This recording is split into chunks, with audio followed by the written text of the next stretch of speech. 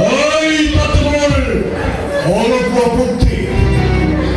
কমলাই সারি জীব পানময় মুক্তি করে ভক্তি ধর্ম তুমি প্রজা আমি অস্বীত তোমার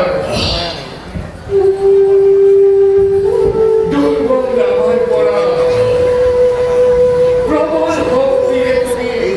অবিশ্বাসে কাহি বিবাহ প্রতি মুহূর্ততে বিবাহ থাকে সকল আমার তথা বিবাহ কোথায় নাকি এলে